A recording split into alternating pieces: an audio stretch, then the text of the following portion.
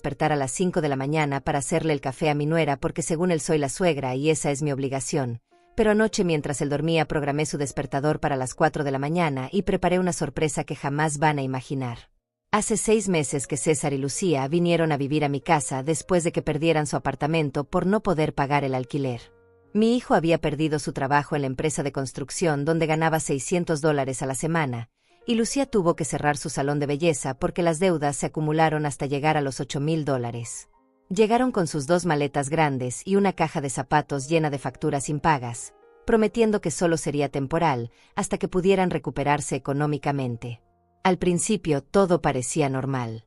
Yo cocinaba sus comidas favoritas, limpiaba sus cuartos y los ayudaba como cualquier madre haría por su hijo en apuros. César parecía agradecido y Lucía me ayudaba a lavar los platos después de cenar.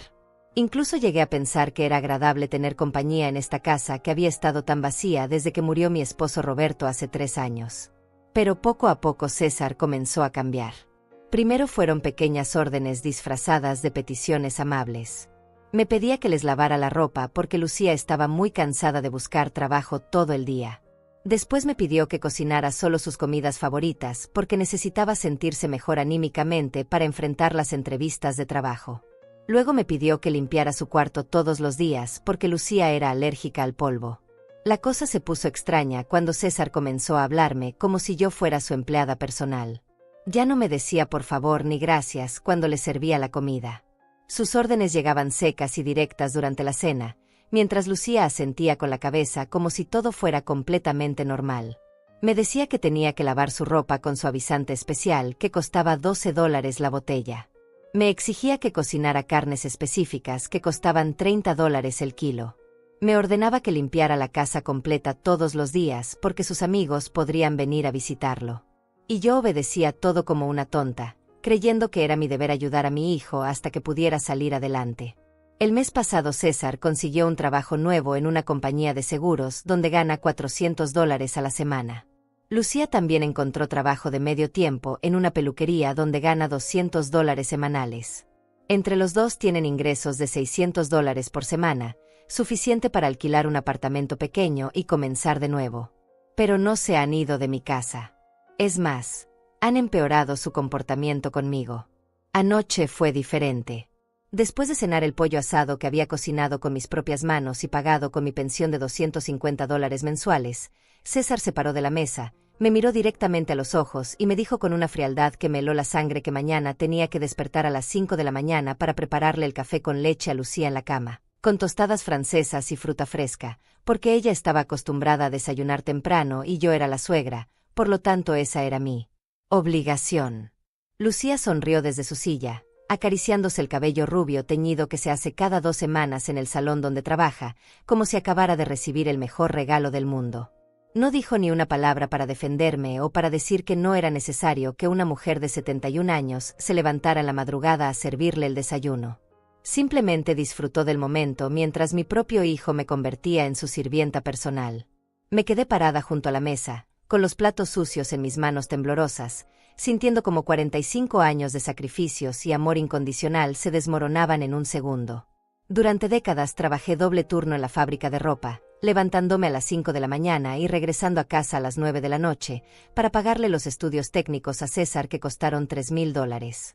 Vendí las joyas de oro que me había regalado mi esposo Roberto en nuestro aniversario de bodas para comprarle su primera motocicleta de $2,500. Hipotequé esta casa que había pagado con 20 años de trabajo honesto para prestarle $8,000 cuando quiso poner su propio negocio de reparación de motores que después quebró por su irresponsabilidad y falta de compromiso. Y ahora él estaba ahí parado, en mi propia casa, en la sala donde había crecido jugando con sus carritos de juguete, ordenándome que me convirtiera en la empleada doméstica gratuita de su esposa. Esa noche no pude dormir. Me quedé despierta hasta las 3 de la mañana, pensando en cada momento que me trajo hasta aquí. Recordé cuando César tenía 8 años y se enfermó de neumonía, cómo gasté todos mis ahorros de $400 en medicinas y consultas médicas privadas porque en el hospital público la atención era muy lenta. Recordé cuando cumplió 18 años y me dijo que cuando fuera grande me iba a cuidar y me iba a dar todo lo que yo merecía por ser la mejor madre del mundo. Recordé cuando se casó con Lucía hace 5 años y prometió en su discurso frente a todos los invitados que siempre honraría y respetaría a su madre porque todo lo que tenía se lo debía a mí. Todas esas promesas ahora parecían mentiras crueles diseñadas para manipular mi corazón de madre. A las 3:30 de la mañana tomé una decisión que cambiaría todo para siempre. Me levanté de mi cama, caminé silenciosamente por el pasillo donde colgaban las fotos de César desde bebé hasta su graduación, y entré a su cuarto sin hacer ruido. César dormía profundamente, con esa respiración pesada que siempre tuvo desde niño cuando tenía pesadillas. Tomé su teléfono de la mesita de noche, programé su alarma para las 4 de la mañana y escribí una nota que decía: «Hora de hacer el café para tu esposa como un marido de verdad». Pero eso no fue todo. Regresé a mi cuarto y saqué de mi cómoda una libreta vieja donde había anotado meticulosamente todos los gastos que había hecho por él durante los últimos 20 años. Cada préstamo, cada favor, cada dólar que gasté salvándolo de sus problemas económicos y sus irresponsabilidades. El total era de $47,000 que nunca me había devuelto ni mencionado. Mañana César va a despertar a las 4 de la mañana y va a entender que ya no soy su empleada personal. Va a despertar y se va a encontrar con la factura detallada de todo lo que le he dado durante su vida adulta. Y después va a recibir la sorpresa que he estado preparando en secreto durante estas últimas semanas. Una sorpresa que va a cambiar las reglas de este juego para siempre. Porque ya decidí que no voy a ser el capacho de nadie más, ni siquiera de mi propio hijo que lleva mi apellido. Cuando César tenía 5 años y se enfermó de bronquitis, vendí mi anillo de compromiso de oro blanco por $200 para pagar las medicinas que el seguro médico no cubría, y esa fue la primera de 1000 veces que sacrifiqué algo mío para darle todo a él. Ahora, mientras espero que suene su alarma a las 4 de la mañana, me doy cuenta de que cada uno de esos sacrificios me trajo hasta este momento de humillación en mi propia casa. Roberto y yo compramos esta casa en 1985, cuando costaba $15,000 y la pagamos en 20 años con sacrificios enormes. Él trabajaba en la construcción ganando $200 a la semana y yo trabajaba en la fábrica textil ganando 150. Vivíamos con $350 mensuales, pagando la hipoteca de $200 y sobreviviendo con el resto. Cuando nació César en 1987, convertimos el cuarto de herramientas en su habitación, pintándola de verde porque no teníamos dinero para comprar papel tapiz. Los primeros años fueron los más difíciles. César era un bebé enfermizo que se resfriaba constantemente. Las visitas al médico costaban $40 cada una, y las medicinas llegaban a costar $60 mensuales. Roberto trabajaba horas extras los fines de semana para conseguir dinero extra, y yo dejé de comprarme ropa nueva durante 3 años para poder pagar todo lo que César necesitaba. Cuando César cumplió 10 años, Roberto tuvo un accidente en la obra y estuvo sin trabajar durante 4 meses. Yo trabajé turnos dobles en la fábrica, desde las 5 de la mañana hasta las 10 de la noche, ganando $400 semanales. César quedaba solo en casa después de la escuela, y cuando llegaba a casa a las 11 de la noche, siempre lo encontraba dormido en el sofá esperándome. Le dejaba la cena preparada en el refrigerador con una nota que decía cuánto lo amaba. Durante esos 4 meses vendí los aretes de perlas que Roberto me había regalado en nuestro primer aniversario, el reloj de mi padre que había heredado cuando murió, y hasta la vajilla de porcelana que había sido de mi abuela. Todo para mantener la casa y que César no sintiera que le faltaba nada. Nunca le dije que estábamos pasando por problemas económicos porque quería proteger su infancia. Cuando César llegó a la adolescencia, las cosas se pusieron más caras. Necesitaba ropa nueva cada 6 meses porque crecía muy rápido, y los zapatos deportivos que quería costaban $120 el par. Sus compañeros de escuela tenían videojuegos y bicicletas nuevas, y César llegaba a casa preguntándome por qué él no podía tener las mismas cosas. Roberto y yo decidimos que nuestro hijo no iba a sentirse menos que nadie. Trabajamos turnos extras durante un año completo para comprarle la bicicleta de montaña que costaba $300, la consola de videojuegos que costaba $250 y la ropa de marca que sus amigos usaban. Yo dejé de ir al salón de belleza y comencé a cortarme el cabello yo misma para ahorrar los $30 mensuales que gastaba en mi arreglo personal. A los 17 años, César quiso estudiar mecánica automotriz en una escuela técnica privada porque decía que las escuelas públicas no tenían buenos programas. La colegiatura costaba $3,000 anuales durante 2 años. Roberto y yo no teníamos esos ahorros, así que hipotecamos la casa que ya habíamos terminado de pagar para conseguir el dinero. Firmamos papeles que nos comprometían a pagar $400 mensuales durante 15 años. César estudió mecánica durante 2 años, pero nunca se graduó porque en el último semestre decidió que no le gustaba ensuciarse las manos con aceite de motor. Abandonó la escuela a 3 meses de terminar, y los $6,000 que habíamos pagado se perdieron completamente. Cuando le pregunté por qué no había terminado, me dijo que había cambiado de opinión y que ahora quería trabajar en ventas porque era más fácil y se ganaba más dinero. A los 20 años, César consiguió trabajo en una concesionaria de carros usados donde ganaba $300 a la semana más comisiones. Se enamoró de una motocicleta Honda que costaba $2,500 y me pidió que le prestara el dinero porque el banco no le daba crédito por no tener historial crediticio. Roberto ya había muerto de un infarto el año anterior, y yo estaba viviendo sola con mi pensión de viuda de $400 mensuales. Vendí las joyas de oro que Roberto me había dado durante nuestros 25 años de matrimonio, los aretes de bodas, la pulsera de nuestro 10º aniversario y el collar que me regaló cuando nació César. En total conseguí $2,800. Le di los $2,500 a César para su motocicleta y me quedé con $300 para gastos personales. César prometió pagarme $50 mensuales hasta completar la deuda, pero después de 6 meses dejó de darme dinero porque decía que tenía muchos gastos y que ya me pagaría cuando tuviera mejor trabajo. Nunca me devolvió ni un centavo de esos $2,500. A los 23 años, César conoció a Lucía en una discoteca y se enamoró perdidamente.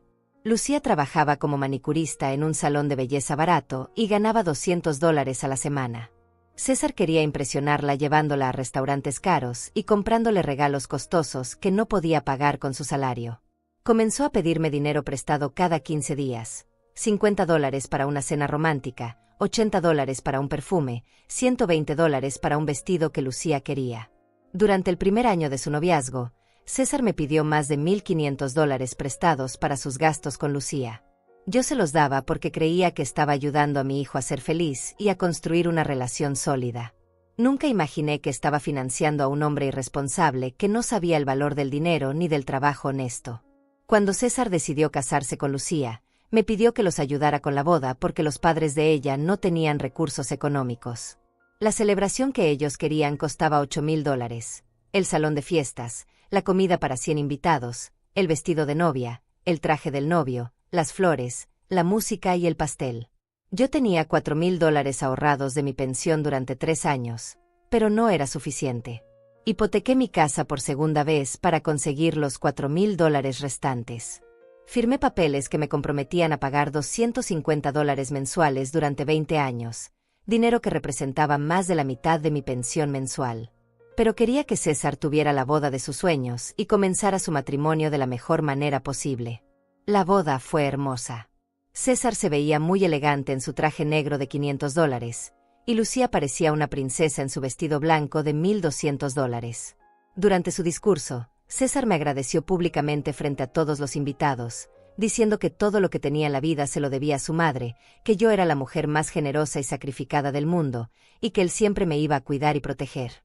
Todos los invitados aplaudieron emocionados, y yo lloré de felicidad pensando que mi hijo había entendido el valor de todo lo que había hecho por él durante su vida. 5 años después, César está parado en mi cocina ordenándome que me despierte a las 5 de la mañana para servirle el desayuno en la cama a su esposa, como si yo fuera su empleada doméstica personal. Todos esos sacrificios, todas esas noches sin dormir trabajando para darle lo mejor, todos esos momentos en que antepuse sus necesidades a las mías, me trajeron hasta este punto donde mi propio hijo me trata como si fuera invisible, como si todo lo que hice por él no hubiera existido jamás. Pero esta madrugada todo va a cambiar, porque ya no soy la misma mujer que vendía sus joyas para comprarle juguetes. Ya no soy la madre que se sacrificaba en silencio esperando gratitud que nunca llegó. Después de que César me ordenó prepararle el desayuno a Lucía en la cama, comencé a notar pequeños detalles extraños en su comportamiento que me hicieron entender que mis sospechas sobre sus verdaderas intenciones eran correctas. Esta mañana, cuando sonó su alarma a las 4, lo escuché maldecir y gritar desde su cuarto preguntándose quién había cambiado la hora, pero lo más perturbador fue lo que pasó después del desayuno. César bajó a la cocina a las 6:30 con una cara de furia que no le había visto desde que era adolescente. Tenía los ojos rojos de sueño y el cabello despeinado, pero lo que más me llamó la atención fue la forma en que me miró cuando me vio preparando mi propio café en mi propia cocina. No me dijo buenos días ni me preguntó cómo había dormido. Simplemente se paró frente a mí con los brazos cruzados y me preguntó con un tono helado si yo había sido la que cambió su alarma. Le mentí. Le dije que no sabía nada sobre su alarma y que tal vez su teléfono tenía algún problema técnico. César me estudió con una mirada desconfiada durante varios segundos, como si estuviera tratando de leer mis pensamientos. Después se acercó más a mí y me dijo algo que me heló la sangre, que desde ahora en adelante yo tenía prohibido entrar a su cuarto sin permiso, y que si volvía a tocar sus cosas personales me iba a castigar como se castiga a una empleada desobediente. La palabra empleada salió de su boca con tanta naturalidad que me di cuenta de que así era exactamente como me veía. No como su madre, no como la dueña de la casa donde vivía gratis, sino como su sirvienta personal que podía regañar y amenazar cuando se le ocurriera. Pero lo más alarmante vino después, cuando Lucía bajó a desayunar usando uno de sus vestidos más elegantes y zapatos de tacón alto, como si fuera a una reunión importante. Se sentó en la mesa y me pidió que le sirviera huevos benedictinos con salmón ahumado, un desayuno que cuesta aproximadamente $20 en los restaurantes de lujo. Cuando le dije que no tenía esos ingredientes en casa, ella me miró con desprecio y me dijo que entonces tendría que ir al supermercado gourmet a comprar todo lo necesario. César apoyó inmediatamente a su esposa, diciendo que si Lucía quería huevos benedictinos con salmón, eso era exactamente lo que yo tenía que prepararle. Me extendió $40 de su billetera y me ordenó que fuera al mercado inmediatamente, porque Lucía tenía una cita importante a las 10 de la mañana y necesitaba desayunar bien para tener energía. Fue en ese momento cuando noté algo muy extraño. Lucía llevaba puestas unas joyas que nunca le había visto antes, unos aretes de diamantes pequeños y una pulsera de oro rosa que parecían caros. Cuando le pregunté si eran nuevos, ella sonrió de manera misteriosa y me dijo que César se los había regalado la semana pasada para celebrar su nuevo trabajo. Pero yo sabía que César ganaba $400 a la semana en su trabajo de seguros, y después de pagar sus gastos personales como gasolina, comida y entretenimiento, no le quedaba dinero suficiente para comprar joyas que probablemente costaban más de $500. Además, Lucía había comenzado a trabajar de medio tiempo hace solo un mes, y su salario de $200 semanales apenas le alcanzaba para sus gastos de transporte y almuerzo. Mientras caminaba hacia el supermercado con los $40 en mi bolso, comencé a atar cabos sobre situaciones extrañas que habían estado pasando en mi casa durante las últimas semanas. La semana pasada encontré facturas de restaurantes caros en la basura, una cena en un restaurante italiano que costó $120, otra en un asadero que costó $90 y una tercera en un bar de copas que costó $70. En total habían gastado $280 en una sola semana en entretenimiento. También había notado que César y Lucía recibían paquetes de compras en línea casi todos los días. Ropa nueva, zapatos, perfumes, accesorios para el cabello de Lucía, y hasta una cafetera expreso que costaba $300 que instalaron en su cuarto para no tener que bajar a la cocina por las mañanas. Cuando les pregunté cómo podían permitirse tantas compras, César me dijo que habían recibido un bono en sus trabajos y que merecían darse algunos gustos después de tantos meses de dificultades. Pero algo no cuadraba en esa explicación. Si tenían tanto dinero extra para restaurantes caros y compras innecesarias, ¿por qué seguían viviendo en mi casa sin pagar absolutamente nada de renta, servicios públicos o comida? ¿Por qué no se habían mudado a su propio apartamento como habían prometido cuando llegaron? En el supermercado, mientras compraba el salmón ahumado que costaba $18 la libra y los ingredientes para la salsa holandesa, me di cuenta de que César y Lucía habían encontrado la situación perfecta. Vivir gratis en una casa cómoda con una empleada doméstica gratuita que les cocinaba, limpiaba y atendía todas sus necesidades, mientras ellos gastaban todos sus ingresos en lujos personales y entretenimiento. Cuando regresé a casa, escuché voces en el cuarto de César y decidí escuchar desde el pasillo. Lucía estaba hablando por teléfono con alguien, y lo que escuché me confirmó mis peores sospechas. Le decía a la persona del otro lado de la línea que había encontrado la manera perfecta de ahorrar dinero para el viaje a Europa que querían hacer en diciembre. Viviendo con la suegra no tenían que pagar renta, ni servicios, ni comida, y además tenían servicio doméstico completo las 24 horas. Después escuché la risa cruel de Lucía cuando le contó a su amiga cómo César había logrado convencerme de que era mi obligación como suegra atenderla como si fuera una reina. Le dijo textualmente que yo era tan ingenua y manipulable que probablemente podían quedarse en mi casa durante años sin pagar nada, mientras ahorraban todo su dinero para comprarse una casa propia en el futuro. Lo más doloroso fue escuchar cuando Lucía le dijo a su amiga que César había calculado que podrían ahorrar $1,200 mensuales viviendo conmigo gratis, y que en 2 años tendrían suficiente dinero para el enganche de una casa de $100,000. Básicamente estaban usando mi hogar como su plan de ahorro personal, y me estaban usando a mí como su empleada doméstica gratuita. Cuando terminé de preparar los huevos benedictinos con salmón y se los llevé a Lucía en una bandeja elegante, ella ni siquiera me dio las gracias. Probó el primer bocado, hizo una mueca de disgusto y me dijo que la salsa holandesa estaba muy espesa y que tenía que prepararla otra vez porque así no se la podía comer. César, que estaba sentado en la cama revisando su teléfono, levantó la vista y me dijo que más me valía aprender a cocinar como es debido porque Lucía tenía un paladar muy refinado y no podía comer comida mal preparada.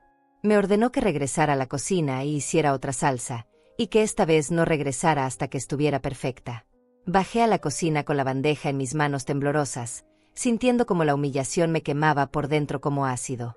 Mientras preparaba la segunda salsa holandesa, entendí con claridad total que César y Lucía no tenían ninguna intención de mudarse de mi casa. Habían convertido mi hogar en su hotel personal con servicio completo gratuito, y me habían convertido a mí en su sirvienta particular. Pero lo que ellos no sabían era que durante esas 2 horas que tardé en ir al supermercado y preparar su desayuno gourmet, yo había tomado una decisión que cambiaría todo. Ya no iba a seguir siendo la víctima silenciosa de su plan egoísta y cruel. Esa tarde, cuando César y Lucía salieron de la casa para sus trabajos respectivos, saqué mi libreta de teléfonos y busqué el número de Hortensia Aranda, mi antigua vecina que se había mudado al centro de la ciudad el año pasado. Hortensia había sido mi confidente durante los años más difíciles después de la muerte de Roberto, y sabía que era la única persona que me diría la verdad sin endulzar las palabras. Era hora de pedir ayuda y consejos, porque sola no iba a poder enfrentar esta situación que se había vuelto más grande que mi capacidad de tolerancia. Llamé a Hortensia Aranda esa tarde mientras César y Lucía estaban en sus trabajos, y lo que me dijo por teléfono me abrió los ojos de una manera que jamás imaginé posible. Hortensia había pasado por una situación similar con su hijo mayor hace 5 años, y me contó detalles que me hicieron entender que yo no era la única madre que había sido convertida en empleada doméstica gratuita por sus propios hijos. Hortensia me explicó que cuando los hijos adultos regresan a vivir con sus madres después de fracasos económicos, muchas veces desarrollan una mentalidad de que merecen ser atendidos como si fueran huéspedes de hotel, especialmente si la madre es viuda y vive sola. Me dijo que había visto casos donde los hijos llegaban al extremo de cobrarles renta a sus propias madres por vivir en las casas que ellas mismas habían pagado durante décadas. Cuando le conté sobre la orden de levantarme a las 5 de la mañana para hacerle el café a Lucía, Hortensia se quedó en silencio durante varios segundos. Después me dijo algo que me golpeó como un martillo, que eso no era el comportamiento de un hijo que está pasando por dificultades temporales, sino de un manipulador que había encontrado la manera perfecta de vivir sin responsabilidades mientras explota emocionalmente a su madre. Hortensia me sugirió que comenzara a documentar todo lo que estaba pasando en mi casa. Me dijo que escribiera en un cuaderno cada orden que me dieran, cada gasto que me hicieran hacer, cada falta de respeto que recibiera. También me aconsejó que comenzara a investigar cuáles eran mis derechos legales como dueña de la propiedad donde vivían sin pagar renta. Esa noche, después de servir la cena que consistió en carne asada de $30, el kilo que César había exigido específicamente, comencé mi cuaderno de documentación. Escribí la fecha, la hora, y describí cada evento del día, la alarma cambiada, la orden del desayuno gourmet, la compra del salmón de $18, la humillación de tener que rehacer la salsa holandesa y las conversaciones que había escuchado sobre sus planes de ahorro a mi costa. Al día siguiente, las cosas empeoraron considerablemente. César llegó del trabajo a las 5 de la tarde con una actitud completamente diferente. Se sentó en la sala de mi casa como si fuera el dueño y me llamó para que fuera a hablar con él. Cuando me acerqué, me entregó una hoja de papel escrita a mano y me dijo que había preparado una lista de mis nuevas responsabilidades como ama de casa. La lista incluía cosas que me parecieron completamente irracionales. Despertar todos los días a las 5 de la mañana para preparar el desayuno gourmet de Lucía, limpiar su cuarto todos los días incluyendo hacer la cama y lavar su ropa interior a mano, planchar toda su ropa los domingos, hacer las compras del supermercado todos los martes y viernes comprando solo ingredientes de alta calidad, cocinar cenas de 3 tiempos todas las noches, y mantener la casa impecable las 24 horas en caso de que llegaran visitas inesperadas. Pero lo más indignante de la lista era el último punto, que yo tenía que pedir permiso antes de usar la sala de televisión después de las 7 de la noche, porque ese era el horario en que César y Lucía querían tener privacidad para relajarse después de sus días de trabajo. Cuando terminé de leer la lista, Levanté la vista y vi a César esperando mi respuesta con una expresión de autoridad que me resultó completamente irreconocible. Este no era el niño que había criado con tanto amor y sacrificio. Este era un extraño que había decidido convertir a su propia madre en su empleada personal. Le pregunté si estaba hablando en serio, y César me respondió con una frialdad que me cortó la respiración. Me dijo que él y Lucía habían estado muy generosos conmigo al permitirme vivir en la misma casa que ellos, pero que si quería seguir disfrutando de su compañía, tenía que entender cuál era mi lugar y cuáles eran mis responsabilidades. Lucía apareció en ese momento bajando las escaleras, vestida con un conjunto nuevo que probablemente había costado $200. Se acercó a César, le dio un beso en la mejilla, y me miró con una sonrisa que parecía dulce pero tenía algo malicioso en los ojos. Me preguntó si ya había revisado la lista de tareas, y cuando le dije que sí, me dijo que esperaba que entendiera que ellos necesitaban cierto nivel de comodidad y servicio para sentirse cómodos en la casa. Después Lucía agregó algo que me dejó sin palabras.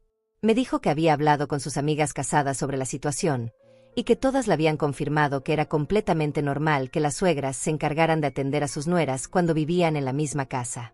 Me dijo que en las familias bien organizadas, cada persona tenía su función específica, y que mi función era asegurarme de que ella y César tuvieran todo lo que necesitaban para ser felices y productivos.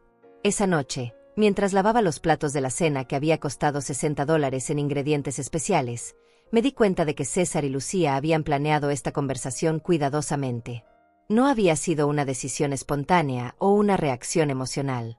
Habían pensado estratégicamente cómo formalizar mi posición como su empleada doméstica, incluso creando reglas escritas para asegurarse de que yo entendiera completamente mi nuevo estatus en mi propia casa.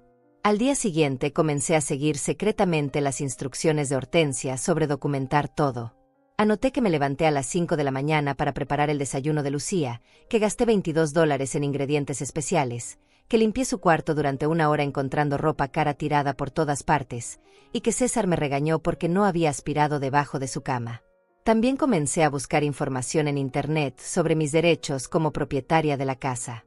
Descubrí que en nuestro estado, cuando personas adultas viven en una propiedad sin pagar renta y sin contrato formal, técnicamente son considerados ocupantes sin derecho legal, y el propietario puede pedirles que se vayan con 30 días de aviso previo.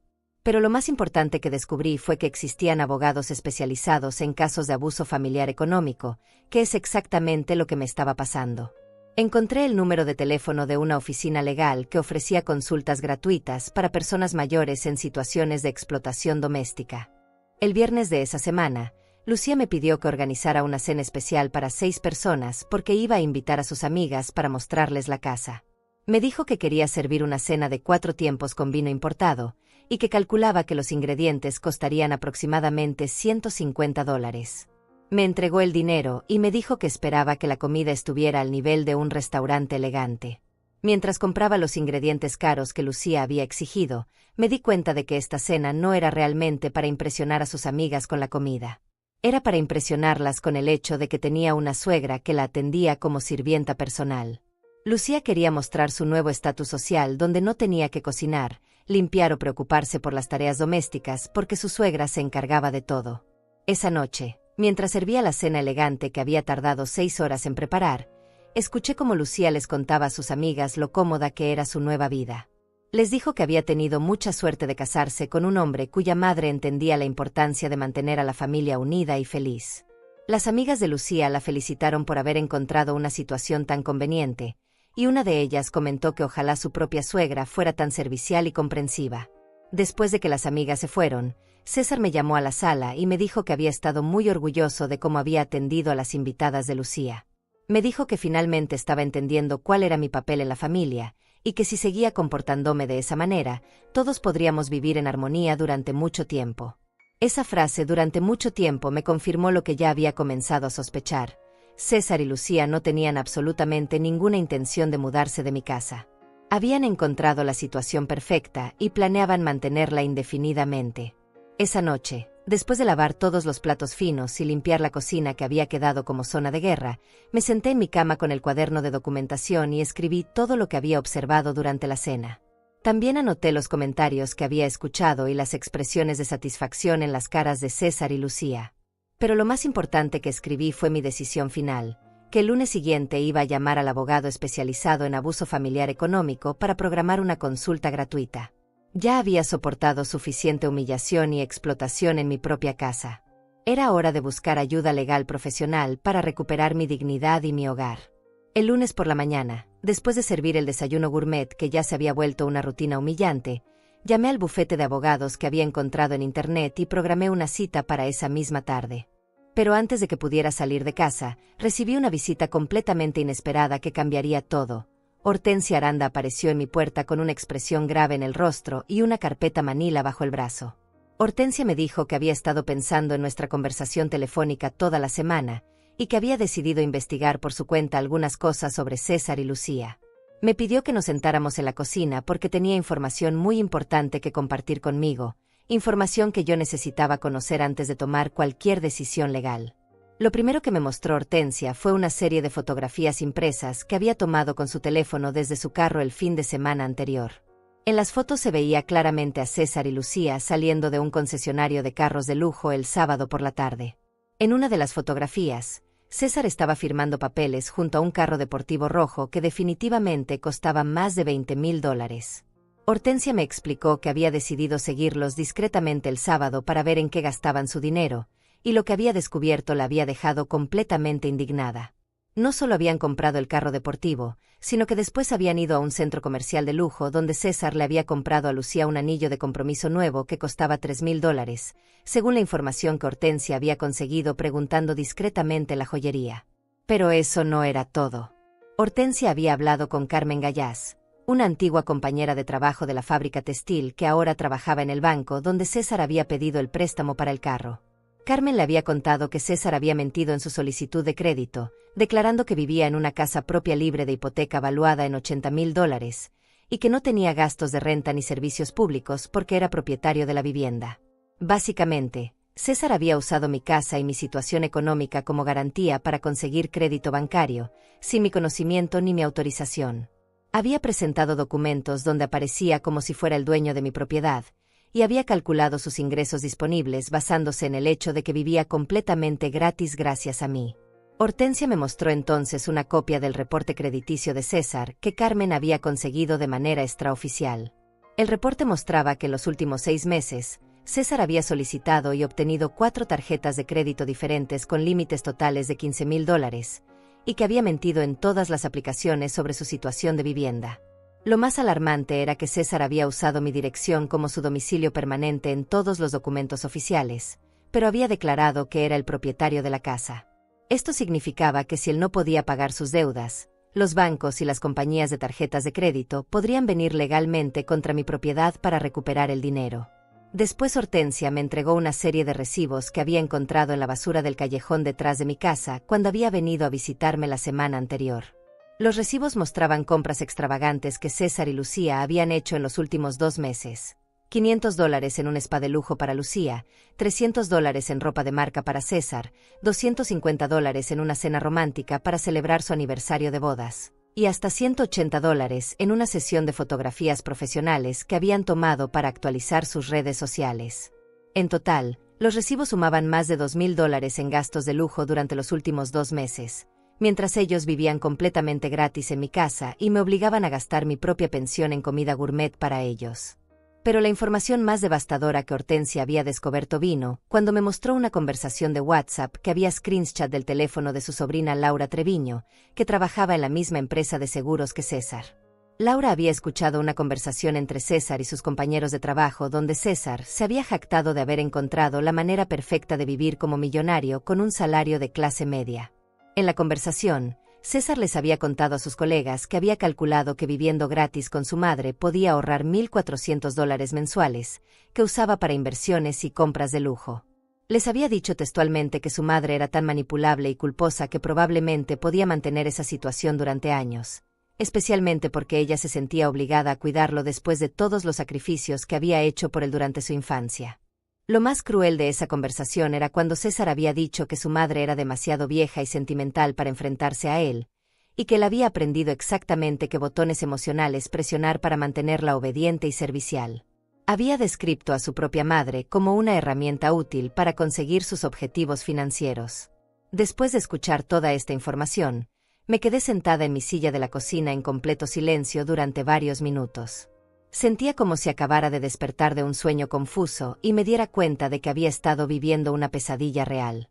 Todo lo que había interpretado como problemas temporales de mi hijo era en realidad un plan elaborado y malicioso para explotarme económica y emocionalmente. Hortensia me tomó de las manos y me dijo que entendía perfectamente lo que estaba sintiendo, porque ella había pasado por algo similar cuando descubrió que su hijo mayor había estado robándole dinero de sus cuentas bancarias durante 2 años. Me dijo que lo más difícil de estas situaciones es aceptar que los hijos a los que habíamos criado con tanto amor pueden volverse capaces de lastimarnos tan profundamente. Pero después Hortensia me dijo algo que me dio fuerza, que yo tenía más poder del que creía para cambiar esta situación. Me explicó que como propietaria legal de la casa, yo tenía el derecho absoluto de pedirles que se fueran, independientemente de que fuera mi familia. Me dijo que el amor de madre no significaba aceptar el abuso, y que protegerme a mí misma no era egoísmo sino supervivencia. Hortensia me acompañó esa tarde a la cita con el abogado. El licenciado Alfredo Muñoz me recibió en su oficina con mucha amabilidad y me explicó detalladamente cuáles eran mis opciones legales. Me confirmó que César había cometido fraude bancario al usar mi propiedad como garantía sin mi autorización, y que yo podía presentar cargos criminales contra él si quería. Pero el abogado también me ofreció una solución más directa y menos traumática, un proceso formal de desalojo que me permitiría recuperar mi casa en 30 días sin tener que involucrar a la policía ni crear un escándalo público. Me explicó que el proceso costaría $400 en honorarios legales, y que él personalmente se encargaría de entregar todas las notificaciones oficiales. Cuando regresé a casa esa tarde, César y Lucía estaban en la sala viendo televisión y comiendo pizza que habían ordenado sin preguntarme si yo quería cenar algo diferente. Me trataron como si fuera invisible cuando entré, y César ni siquiera levantó la vista de la televisión cuando pasé junto a él. Esa noche, después de que ellos se fueron a dormir, me senté en mi mesa de la cocina con todos los documentos que el abogado me había dado para revisar. Eran papeles que oficialmente iniciarían el proceso de desalojo contra mi propio hijo, algo que nunca había imaginado que tendría que hacer en mi vida. Pero mientras leía los documentos legales, me di cuenta de que ya no sentía tristeza ni culpa. Lo que sentía era una determinación fría y clara. César había tomado la decisión de convertirme en su víctima, y ahora yo estaba tomando la decisión de dejar de serlo. Al día siguiente, mientras César y Lucía estaban en sus trabajos gastando el dinero que ahorraban gracias a mi hospitalidad gratuita, fui al banco y retiré $400 de mi cuenta de ahorros. Después regresé a la oficina del licenciado Alfredo Muñoz y firmé todos los papeles necesarios para iniciar el proceso de desalojo. El abogado me aseguró que los documentos serían entregados a César y Lucía el viernes por la tarde, y que tendrían exactamente 30 días para abandonar mi propiedad. También me explicó que durante esos 30 días, ellos no podían tomar represalias contra mí ni dañar la propiedad, porque eso constituiría un delito adicional. Esa noche cené sola en mi cocina por primera vez en 6 meses, y fue la cena más tranquila y satisfactoria que había tenido en mucho tiempo.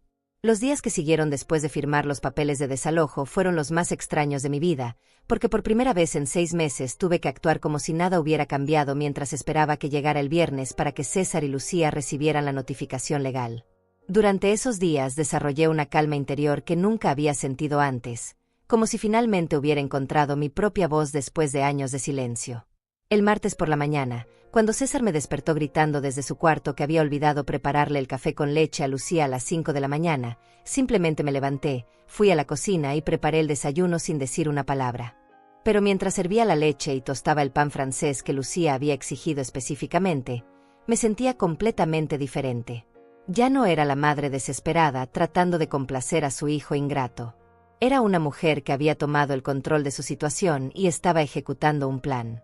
Lucía bajó a desayunar esa mañana con un vestido nuevo de color verde que probablemente había costado $150, y unos zapatos de tacón que reconocí como una marca cara que había visto en las revistas. Se sentó en mi mesa como si fuera una reina esperando ser servida, y me pidió que le agregara miel orgánica a su yogurt griego, porque había leído en una revista que era mejor para la digestión. Cuando le serví el desayuno en la bandeja de plata que había sido de mi madre, Lucía probó el café y puso una expresión de disgusto. Me dijo que estaba demasiado fuerte y que tenía que preparar una nueva taza porque ella no podía tomar café amargo. En lugar de sentirme humillada como otras veces, Simplemente sonreí y le dije que por supuesto, que inmediatamente le prepararía otro café exactamente como le gustaba. Lucía me miró extrañada por mi actitud tan tranquila, pero no dijo nada. Mientras preparaba el segundo café, pensé en cómo dentro de 3 días ella recibiría los papeles legales que le explicarían que tendría que preparar su propio café en otra casa durante el resto de su vida. Esa tarde decidí hacer algo que no había hecho en meses. Llamé a mi prima Joana Aranda, que vive en la capital, y la invité a venir a visitarme el fin de semana. Joana se sorprendió mucho de mi llamada porque sabía que César y Lucía estaban viviendo conmigo, y no entendía por qué de repente quería tener visitas. Le dije que tenía ganas de verla y que tenía algunas noticias importantes que compartir con ella. Joana aceptó venir el sábado por la mañana y quedarse hasta el domingo. Cuando le conté a César sobre la visita de Joana durante la cena, él puso una cara de molestia evidente. Me dijo que no le parecía apropiado que yo invitara gente a la casa sin consultarlo primero, porque él y Lucía necesitaban su privacidad y no querían sentirse incómodos con extraños en su espacio personal. La frase «su espacio personal» me resultó tan absurda que casi me río en voz alta. César estaba hablando de mi propia casa como si fuera su propiedad privada, y estaba tratando de prohibirme invitar a mi propia familia. Le respondí con mucha calma que Joana era mi prima y que tenía derecho a recibirla en mi casa cuando quisiera. César se molestó visiblemente con mi respuesta, pero no insistió en el tema porque probablemente no quería crear un conflicto antes de recibir los documentos legales que cambiarían todo. El miércoles por la mañana recibí una llamada del licenciado Alfredo Muñoz, confirmando que todo estaba listo para la entrega de los papeles el viernes a las 5 de la tarde. Me explicó que él personalmente vendría a mi casa acompañado de un oficial del juzgado para entregar oficialmente las notificaciones de desalojo a César y Lucía. Me dijo que yo no tenía que estar presente durante la entrega si no quería, pero que era importante que después de ese momento no permitiera que ellos me presionaran o manipularan emocionalmente. Esa noche, mientras limpiaba la cocina después de preparar una cena de $40 que César había exigido para impresionar a un compañero de trabajo que había venido a cenar, me di cuenta de que ya no sentía resentimiento hacia ellos. Lo que sentía era una mezcla de pena y alivio. Pena porque mi hijo se había convertido en una persona que yo no reconocía, y alivio porque finalmente había encontrado la manera de liberarme de una situación que me estaba destruyendo lentamente. El jueves por la mañana decidí hacer algo simbólico pero importante. Cambié todas las cerraduras de mi casa. Contraté a un cerrajero que cobró $120 por instalar cerraduras nuevas en la puerta principal y en la puerta trasera.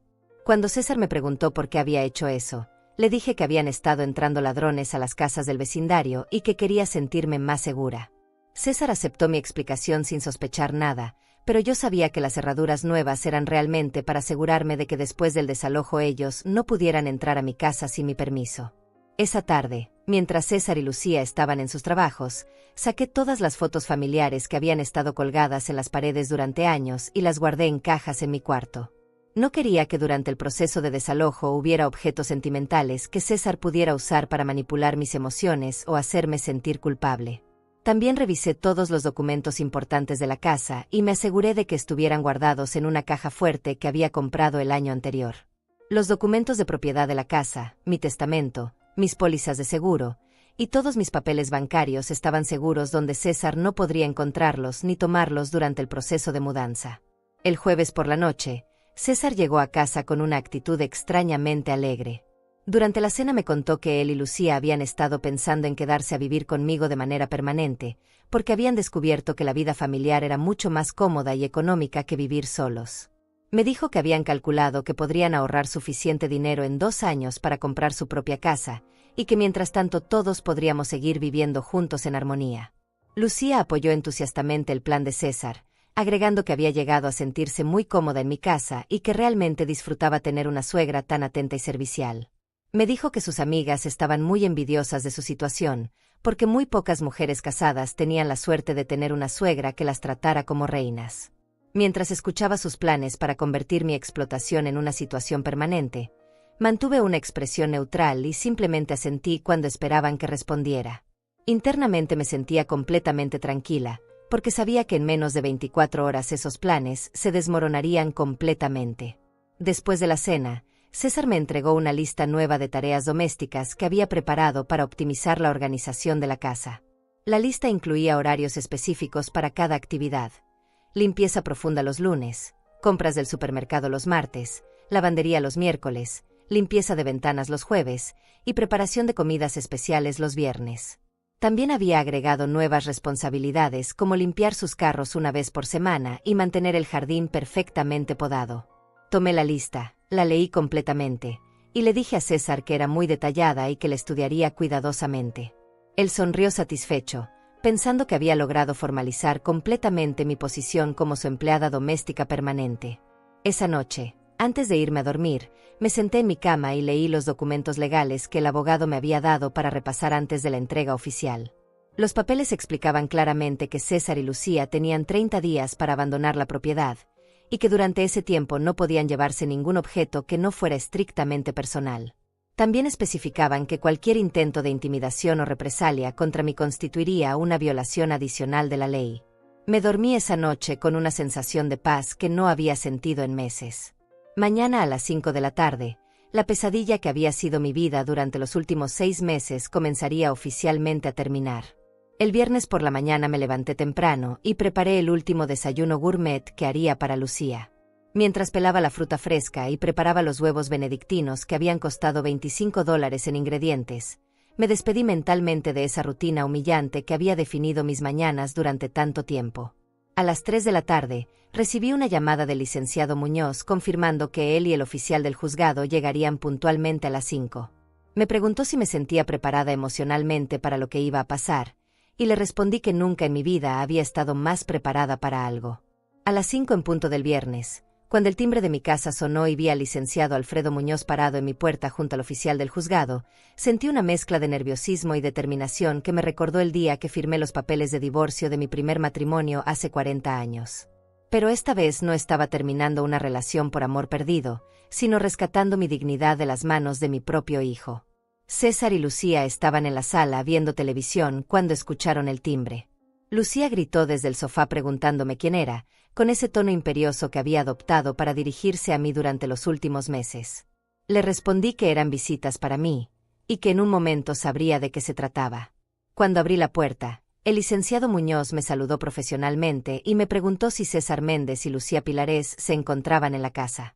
Le confirmé que sí, y él me pidió que los llamara para que vinieran a la puerta porque tenía documentos oficiales que entregarles personalmente.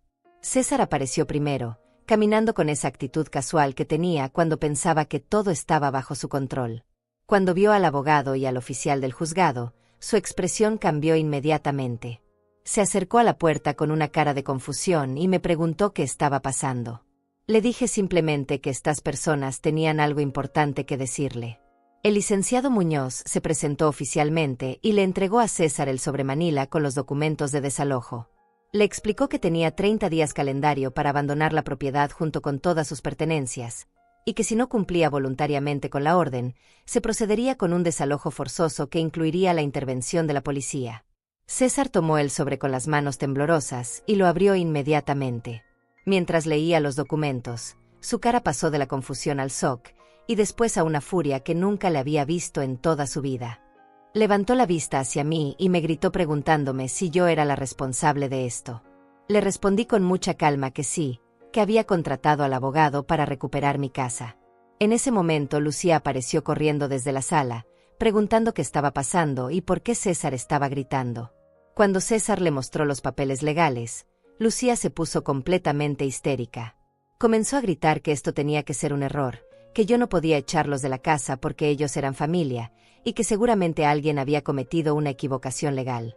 El oficial del juzgado le explicó pacientemente a Lucía que no había ningún error, que los documentos habían sido procesados correctamente por el sistema judicial, y que como ocupantes sin contrato de alquiler ni derechos legales sobre la propiedad, estaban obligados a cumplir con la orden de desalojo. César me miró con una expresión que mezclaba incredulidad y traición. Me preguntó cómo yo podía hacerle esto a mi propio hijo, después de todo lo que él había hecho por mí. La ironía de esa pregunta me resultó tan absurda que casi me río. Le respondí que precisamente por ser mi hijo esperaba que me tratara con respeto en mi propia casa, y que él había decidido convertirme en su empleada doméstica gratuita. Lucía interrumpió gritando que yo era una vieja malagradecida, que ellos habían sido muy generosos al hacerme compañía en mi casa vacía, y que sin ellos yo estaría completamente sola y deprimida. Me dijo que debería estar agradecida de que hubieran decidido quedarse conmigo en lugar de mudarme a un asilo de ancianos donde pertenecía. Esa amenaza sobre el asilo de ancianos me confirmó que Hortensia había tenido razón sobre las intenciones a largo plazo de César y Lucía. No solo querían explotarme como empleada doméstica, sino que también habían considerado la posibilidad de deshacerse de mí completamente cuando ya no les fuera útil. César trató de cambiar de estrategia y adoptar un tono más emocional. Me dijo que entendía que tal vez habían cometido algunos errores en la convivencia, pero que esos problemas se podían resolver hablando como familia civilizada. Me suplicó que cancelara el proceso legal y que les diera otra oportunidad para demostrar que podían vivir juntos en armonía. Le respondí que ya habían tenido 6 meses de oportunidades, y que habían elegido convertir cada día en una humillación para mí. Le dije que un hijo que obliga a su madre de 71 años a despertarse a las 5 de la mañana para servirle el desayuno en la cama a su esposa no merece otra oportunidad. El licenciado Muñoz les explicó que tenían derecho a buscar asesoría legal si querían disputar la orden, pero que como ocupantes sin derechos contractuales sobre la propiedad, tenían muy pocas opciones legales disponibles. También les recordó que cualquier daño a la propiedad durante los próximos 30 días constituiría un delito criminal adicional. Después de que el abogado y el oficial se fueron, César y Lucía se quedaron parados en la sala con los documentos en las manos, como si no pudieran procesar completamente lo que había pasado. Durante varios minutos no dijeron nada, simplemente se miraban entre ellos con expresiones de shock y confusión. Finalmente César rompió el silencio. Me dijo que yo había cometido el error más grande de mi vida, que después de esto él nunca me iba a perdonar, y que cuando estuviera vieja y enferma no podría contar con él para nada. Me amenazó con que no volvería a ver a mis futuros nietos, y que le contaría a toda la familia lo cruel y egoísta que había sido conmigo. Lucía agregó que yo me iba a arrepentir de esta decisión cuando me diera cuenta de lo sola que iba a estar sin ellos. Me dijo que había destruido mi propia familia por ser una vieja amargada que no sabía apreciar a las personas que la querían. Sus amenazas e insultos me dolieron, pero no me hicieron dudar de mi decisión. Les respondí que prefería estar sola y en paz que acompañada y humillada. Les dije que un hijo que amenaza a su madre con quitarle a sus nietos como castigo por defender su dignidad estaba demostrando exactamente por qué había tomado la decisión correcta. Esa noche, César y Lucía se encerraron en su cuarto y estuvieron hablando en voz baja durante horas. Ocasionalmente escuchaba gritos y discusiones, pero no podía entender las palabras específicas. A las 11 de la noche, César salió del cuarto y vino a la cocina donde yo estaba leyendo un libro. Se sentó frente a mí y adoptó una actitud completamente diferente. Con una voz suave y controlada, me dijo que había estado pensando en toda la situación y que se daba cuenta de que tal vez habían sido demasiado exigentes conmigo. Me pidió perdón por haber sido insensible a mis sentimientos, y me prometió que si yo cancelaba el desalojo, ellos cambiarían completamente su comportamiento. César me propuso un nuevo arreglo donde ellos pagarían $300 mensuales de renta, se encargarían de sus propias comidas y limpieza, y me tratarían con el respeto que merecía como su madre y como dueña de la casa. Me dijo que habían aprendido una lección muy importante sobre la gratitud y la consideración familiar. Le dije que apreciaba sus disculpas, pero que ya era demasiado tarde para negociaciones. Le expliqué que su comportamiento durante los últimos 6 meses me había mostrado quién era realmente, y que las disculpas de último minuto no podían borrar meses de humillación deliberada. César insistió durante más de 1 hora, alternando entre súplicas emocionales y promesas de cambio radical. Me recordó todos los momentos felices de su infancia, me habló sobre la importancia de mantener unida a la familia, y me aseguró que Lucía también estaba dispuesta a pedirme perdón y cambiar su actitud completamente. Pero yo permanecí firme en mi decisión. Le dije que los 30 días que le había dado la ley eran más que suficientes para encontrar un nuevo lugar donde vivir, y que esperaba que usaran ese tiempo productivamente en lugar de tratar de manipularme para cambiar de opinión.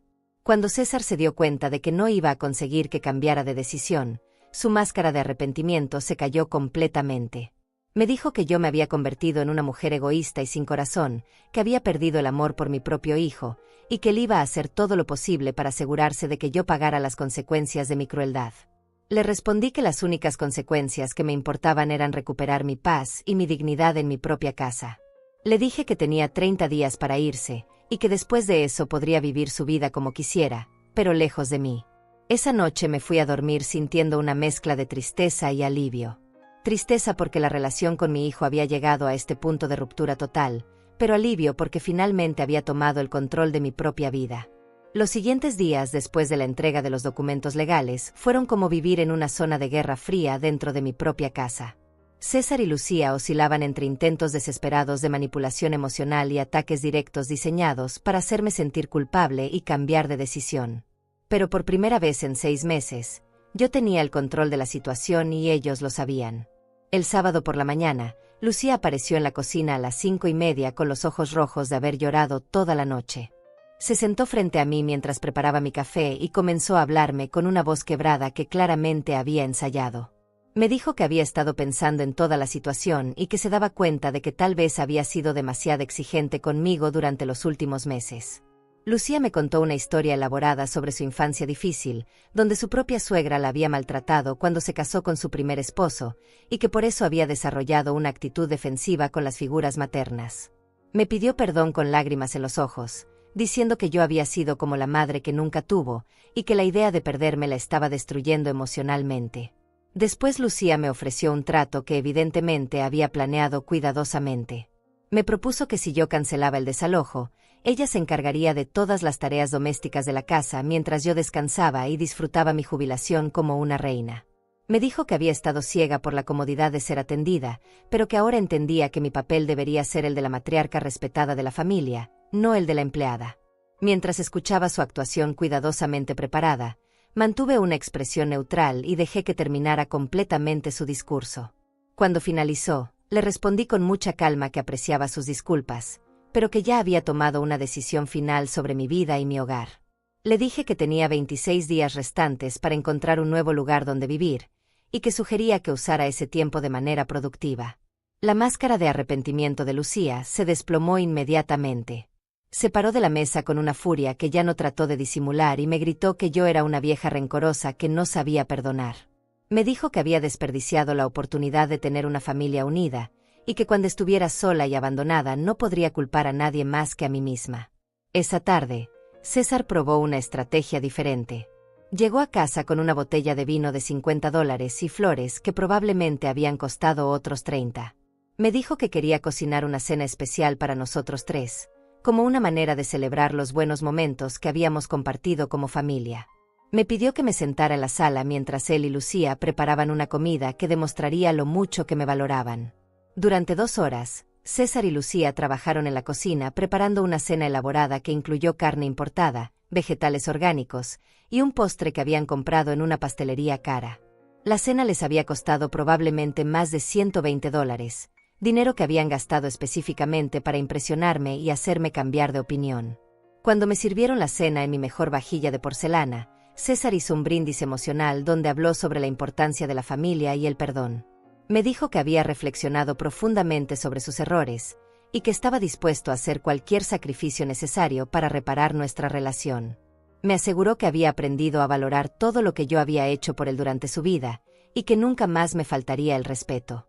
Lucía agregó que ella también había aprendido una lección valiosa sobre la gratitud y el respeto hacia los mayores. Me prometió que si yo les daba otra oportunidad, ella se convertiría en la nuera más atenta y servicial que pudiera imaginar. Me dijo que había hablado con sus amigas sobre la situación, y que todas le habían explicado que las suegras merecían ser tratadas como reinas en sus propias casas. Mientras comía la cena cara que habían preparado como soborno emocional, les agradecí por el esfuerzo y les dije que la comida estaba deliciosa. Pero también les confirmé que mi decisión seguía siendo la misma, y que ninguna cena especial iba a cambiar el hecho de que tenían que irse de mi casa en 25 días. La frustración de César fue evidente cuando se dio cuenta de que su estrategia de reconciliación no había funcionado. Se levantó de la mesa bruscamente y me preguntó qué era exactamente lo que yo quería de ellos. Le respondí simplemente que quería que respetaran mi decisión y que se fueran de mi casa cuando terminara el plazo legal. El domingo por la mañana, mi prima Joana llegó como habíamos planeado. Cuando vio la tensión obvia en la casa y las caras largas de César y Lucía, inmediatamente entendió que algo importante había pasado. Durante el almuerzo, mientras César y Lucía estaban en su cuarto hablando en voz baja, le conté a Joana toda la historia de los últimos 6 meses y las decisiones que había tomado. Joana me escuchó sin interrumpir, y cuando terminé mi relato me tomó de las manos y me dijo que estaba muy orgullosa de mí por haber encontrado el valor para defenderme.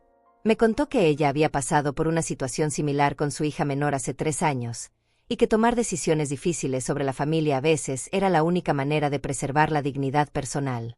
Esa tarde, César intentó involucrar a Joana en sus esfuerzos de manipulación. Le pidió que hablara conmigo para hacerme entender lo importante que era mantener unida a la familia, especialmente considerando que yo era una mujer mayor que necesitaba el apoyo de sus hijos. César le dijo a Joana que él había cometido algunos errores menores, pero que el desalojo era una reacción exagerada que iba a destruir nuestra relación para siempre. Joana escuchó pacientemente los argumentos de César, pero después le respondió que como prima de su madre, ella había observado durante años cómo Ofelia había sacrificado todo por su bienestar. Le dijo que un hijo adulto que convierte a su madre en empleada doméstica gratuita no merece comprensión ni segunda oportunidades, y que él debería estar agradecido de que Ofelia le había dado 30 días en lugar de echarlo inmediatamente. El lunes por la mañana, César cambió completamente su estrategia y adoptó una actitud de víctima. Durante el desayuno me dijo que había hablado con algunos familiares sobre la situación, y que todos estaban muy decepcionados de mi comportamiento. Me contó que su tío Arturo Gallás había dicho que las madres modernas se habían vuelto demasiado egoístas, y que en los tiempos de antes las familias se mantenían unidas sin importar las dificultades. Después César me informó que había llamado a mi hermana que vive en otro estado para contarle lo que estaba pasando. Según él, mi hermana estaba muy preocupada por mi estabilidad mental y había sugerido que tal vez yo necesitaba ayuda psicológica para lidiar con la soledad de la viudez. César me dijo que varios familiares estaban considerando venir a visitarme para hacerme una intervención familiar. Esa manipulación usando a otros familiares me molestó más que todas las anteriores, porque César estaba tratando de crear una narrativa donde yo era la villana irracional y él era la víctima inocente. Le dije muy claramente que podía llamar a quien quisiera, pero que ningún familiar iba a cambiar mi decisión porque ninguno de ellos había vivido en mi casa durante los últimos 6 meses siendo tratado como empleado doméstico. El martes César adoptó una estrategia de intimidación económica. Me dijo que había estado investigando los costos de vida para una mujer sola de mi edad, y que yo no tenía idea de lo cara que se había vuelto la vida. Me explicó que mi pensión de $400 mensuales no era suficiente para mantener una casa grande, especialmente considerando los costos de servicios públicos, mantenimiento, seguridad y comida. César me presentó una lista detallada de gastos mensuales que según él yo tendría que enfrentar sola: $200 de servicios públicos, $150 de comida, $100 de mantenimiento de la casa, y otros gastos varios que totalizaban más de $500 mensuales. Me dijo que matemáticamente era imposible que yo pudiera vivir sola sin ayuda financiera. Después me ofreció una propuesta que presentó como una solución económica beneficiosa para todos. Si yo cancelaba el desalojo, él y Lucía me pagarían $200 mensuales de renta, se encargarían de todos los gastos de servicios públicos, y compartirían los costos de comida y mantenimiento. Me dijo que desde el punto de vista financiero, era una decisión completamente irracional echarlos cuando ellos estaban dispuestos a contribuir económicamente. Le respondí que había vivido sola durante 3 años después de la muerte de mi esposo, y que había manejado perfectamente todos los gastos de la casa con mi pensión y mis ahorros. Le dije que la diferencia entre vivir sola y vivir con ellos no era económica sino emocional, y que prefería comer frijoles todos los días en paz que comer carne cara en un ambiente de humillación constante. El miércoles por la noche, Lucía hizo su último intento desesperado de manipulación. Vino a mi cuarto a las 11 de la noche con una cara de tristeza exagerada, y me dijo que tenía algo muy importante que confesarme. Se sentó en la orilla de mi cama y me contó que estaba embarazada de 6 semanas, y que había estado esperando el momento perfecto para darme la noticia. Lucía me dijo que había planeado anunciar el embarazo durante una cena especial el próximo mes, porque quería que yo fuera la primera en saber que iba a ser abuela.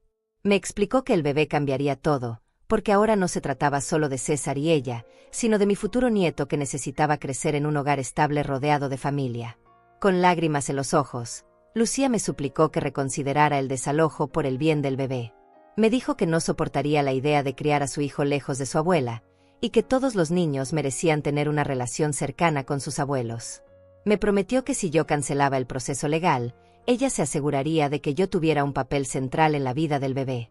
Escuché toda su confesión emocional sin interrumpir, pero cuando terminó le dije que lamentaba que hubiera decidido usar un embarazo como herramienta de manipulación.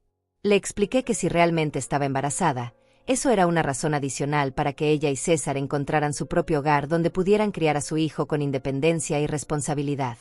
Le dije que un niño necesitaba padres que supieran vivir de manera autónoma, no padres que dependieran de explotar emocionalmente a una abuela para mantener su estilo de vida. Le aseguré que si el bebé existía, yo estaría feliz de conocerlo y amarlo, pero que eso sucedería en mi casa durante visitas programadas, no como resultado de chantaje emocional. Lucía se fue de mi cuarto esa noche con una expresión de derrota total, finalmente entendiendo que ninguna de sus estrategias iba a funcionar. El jueves por la mañana, César y Lucía comenzaron oficialmente a empacar sus pertenencias. Los escuchaba moverse por la casa recogiendo sus cosas con una energía frenética y resentida. Ocasionalmente escuchaba comentarios sarcásticos sobre lo injusta y cruel que había sido con ellos, pero ya no trataban de hablar directamente conmigo. Mientras ellos empacaban, yo me senté en mi cocina con una taza de café y por primera vez en 6 meses me sentí completamente en paz en mi propia casa. El día que César y Lucía finalmente se fueron de mi casa fue un sábado de marzo, exactamente 30 días después de que recibieron los documentos legales. Durante esas últimas 4 semanas habían empacado sus pertenencias con una lentitud deliberada, como si estuvieran esperando hasta el último momento que yo cambiara de opinión. Pero cuando llegó el día final, entendieron que mi decisión era definitiva e irreversible. Esa mañana me levanté a las 6, no porque alguien me hubiera ordenado hacerlo, sino porque quería ver el amanecer desde mi ventana sin la presión de tener que preparar el desayuno gourmet para personas que no me respetaban. Preparé mi propio café en mi propia cocina, me senté en mi mesa favorita, y por primera vez en 6 meses disfruté del silencio completo de mi hogar. A las 9 de la mañana, César y Lucía comenzaron a cargar sus pertenencias en el carro deportivo rojo que habían comprado con el dinero que ahorraron viviendo gratis en mi casa. Tenían tantas cosas acumuladas que tuvieron que hacer 3 viajes diferentes, cargando cajas, maletas, electrodomésticos y toda la ropa cara que habían comprado durante los meses que no pagaron renta ni servicios. Mientras ellos cargaban el carro, yo me quedé sentada en mi sala leyendo un libro, sin ofrecerme a ayudar ni despedirme emocionalmente. Habían tenido 30 días para prepararse para este momento, y yo había tenido 30 días para acostumbrarme a la idea de que mi relación con César había cambiado para siempre. Cuando César vino a devolverme las llaves de la casa, me miró con una mezcla de resentimiento y tristeza que ya no me afectaba emocionalmente. Me dijo que esperaba que yo estuviera feliz con mi decisión, porque a partir de ahora iba a tener toda la soledad del mundo para reflexionar sobre lo que había perdido. Me aseguró que él nunca me iba a perdonar por haber elegido mi comodidad personal por encima del bienestar de la familia. Le respondí que estaba completamente en paz con mi decisión, y que le deseaba lo mejor en su nueva vida independiente. Le dije que las puertas de mi casa siempre estarían abiertas para visitarme como mi hijo, pero que nunca más estarían abiertas para que me tratara como su empleada doméstica. Lucía se acercó entonces con las llaves de los cuartos y me entregó también una lista escrita a mano de todos los gastos que según ella yo les debía por mejoras que habían hecho en la casa. La lista incluía la cafetera Espresso de $300 que habían instalado en su cuarto, las cortinas nuevas que habían comprado para la sala, y hasta el costo de la pintura que habían usado para retocar algunas paredes. Tomé la lista, la leí completa, y se la devolví diciéndole que todas esas mejoras las habían hecho sin mi autorización y para su propio beneficio, por lo tanto no tenía ninguna obligación de reembolsarles nada. Le expliqué que cuando alguien vive gratis en una casa durante 6 meses, cualquier gasto que haga en mejoras debe considerarse como una contribución mínima en lugar de una inversión reembolsable. Después de entregar las llaves, César y Lucía se fueron sin decir adiós. Los vi alejarse por la ventana de mi sala, y lo único que sentí fue un alivio profundo y una sensación de libertad que no había experimentado en mucho tiempo. Durante las siguientes semanas, mi vida cambió completamente. Ya no tenía que despertarme a las 5 de la mañana para servir desayunos gourmet. Ya no tenía que gastar mi pensión en comida cara para personas que no me agradecían. Ya no tenía que limpiar cuartos ajenos ni lavar ropa interior que no era mía. Por primera vez en 6 meses, mi tiempo me pertenecía completamente. Comencé a redescubrir actividades que había abandonado durante los meses de explotación doméstica. Volví a leer novelas en las tardes, retomé mi afición por la jardinería, y hasta comencé a tomar clases de pintura en el centro comunitario del barrio. Con el dinero que ya no gastaba en comida gourmet para César y Lucía, pude permitirme pequeños lujos personales como revistas, libros nuevos y materiales de arte. También comencé a recibir visitas de amigas y familiares que habían evitado venir a mi casa durante los meses que César y Lucía vivían conmigo. Hortensia venía a tomar café todos los miércoles, mi prima Joana me visitaba cada 2 semanas, y hasta mi vecina Carmen Gallás había comenzado a pasar por las tardes para conversar en el jardín.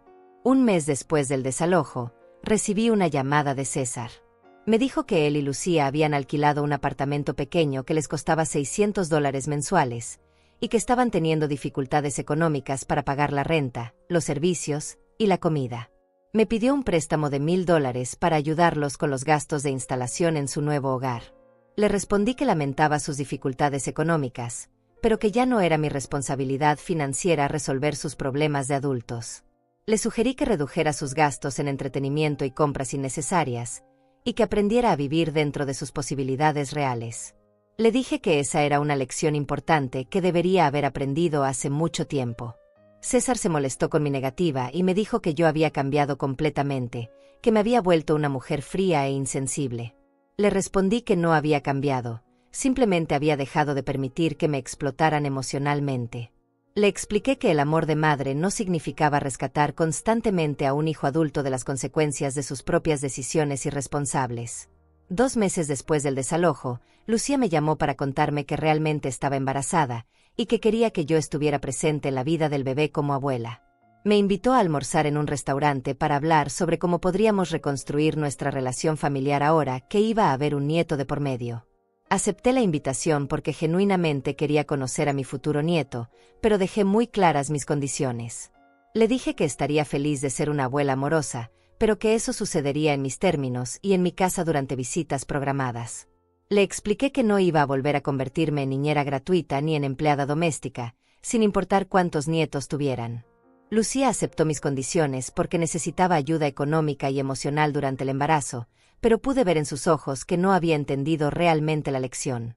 Todavía pensaba que eventualmente podría manipularme para volver a la situación anterior usando al bebé como herramienta emocional. 6 meses después de recuperar mi casa, mi vida había encontrado un equilibrio y una paz que no había sentido en años. Había aprendido que establecer límites claros no era crueldad, sino supervivencia emocional. Había descubierto que la soledad elegida era infinitamente mejor que la compañía tóxica. Y había entendido que el amor verdadero hacia los hijos a veces requiere permitir que enfrenten las consecuencias de sus acciones. Ahora, cuando me levanto cada mañana en mi propia casa, a la hora que yo decido, para preparar el desayuno que yo quiero comer, me siento agradecida por haber encontrado el valor para defenderme. Ya no soy la empleada doméstica gratuita de nadie. Soy Ofelia Méndez, una mujer de 71 años que recuperó su dignidad y su hogar. A todas las mujeres que me escuchan y que tal vez están pasando por situaciones similares, quiero decirles que nunca es demasiado tarde para defenderse. Que el amor de madre no significa aceptar el abuso, y que merecemos respeto en nuestras propias casas sin importar la edad que tengamos. Si mi historia les sirvió para reflexionar sobre sus propias vidas, me harían muy feliz dejando un comentario contándome qué piensan. Y si conocen a alguna mujer que necesite escuchar estas palabras, por favor compartan este video para que llegue a más personas que puedan necesitar encontrar su propia voz. Gracias por acompañarme en esta historia, y recuerden que nunca somos demasiado mayores para empezar una vida nueva.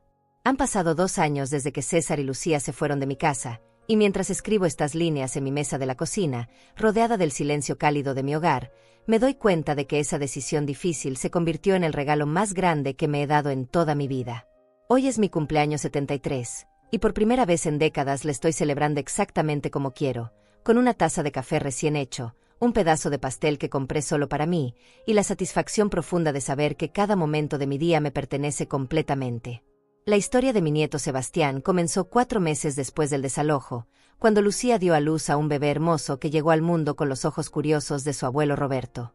Desde el principio establecí reglas claras sobre mi participación como abuela, visitas los domingos por la tarde durante 2 horas, siempre en mi casa, y nunca como niñera de emergencia o cuidadora gratuita. César y Lucía intentaron varias veces convencerme de que cuidara al bebé mientras ellos trabajaban, ofreciéndome apenas $50 semanales por 40 horas de cuidado infantil, pero mantuve mis límites firmes. El primer año fue difícil para ellos económicamente. César perdió su trabajo en la compañía de seguros porque llegaba tarde constantemente, agotado por las noches sin dormir con el bebé y la presión financiera de mantener un apartamento. Lucía tuvo que regresar a trabajar 2 meses después del parto, ganando apenas $200 semanales en un salón de belleza barato. Entre los dos apenas conseguían $800 mensuales, que no les alcanzaban para la renta de $600, los servicios de 150, la comida de 300, y los gastos del bebé de $200. Cada vez que me llamaban pidiendo ayuda económica, yo les respondía con sugerencias prácticas. Mudarse a un apartamento más barato, buscar trabajos de medio tiempo adicionales, vender el carro deportivo que seguían pagando a $450 mensuales, o prescindir de gastos innecesarios como la televisión por cable y las comidas en restaurantes. Pero en lugar de hacer sacrificios, preferían seguir pidiendo rescates financieros que yo ya no estaba dispuesta a proporcionar. La transformación más sorprendente sucedió durante el segundo año. César finalmente consiguió un trabajo estable en una empresa de construcción donde ganaba $500 semanales, pero solo después de que el banco amenazó con quitarle el carro deportivo por pagos atrasados. Lucía aumentó sus ingresos a $300 semanales trabajando en un salón de belleza más establecido, y juntos comenzaron a vivir dentro de sus posibilidades reales por primera vez en sus vidas adultas. Poco a poco, César comenzó a tratarme con un respeto que no había mostrado en años. Durante nuestras visitas dominicales, llegaba puntualmente, me agradecía por mi tiempo con Sebastián, y hasta comenzó a preguntarme sobre mi vida y mis actividades.